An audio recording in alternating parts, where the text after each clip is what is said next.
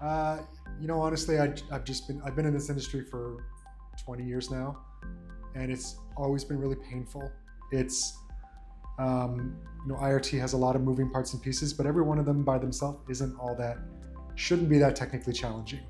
And I just thought there has to be a better way for an easier system for our teams to use. When I was on the sponsor side as a trial lead, one of our trials was a phase 2 trial that went on and on and on, as they tend to. It changes, you follow the science.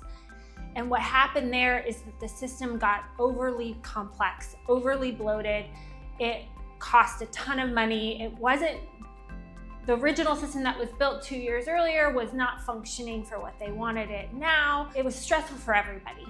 And so looking at that, I knew that we needed something that could adapt faster, that could be built simpler, but still function for what they need.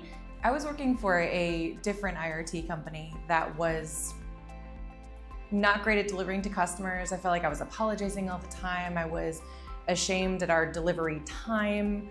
And some folks that work here at Atreo were like, you should see our tool. We can deliver so quickly. I'm never apologizing to customers.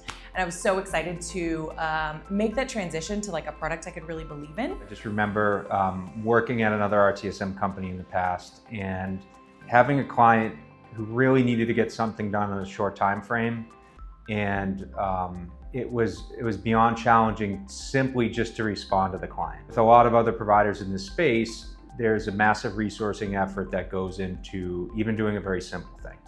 And the fact that I couldn't even let a client know, generally speaking, when their timeline would be, it just got to a point where this is way too frustrating for me personally, and I think it's obviously cascading to our client. I think I started my career in testing and moved more into client services, but it was honestly the testing side of things that really shone a light onto what was missing.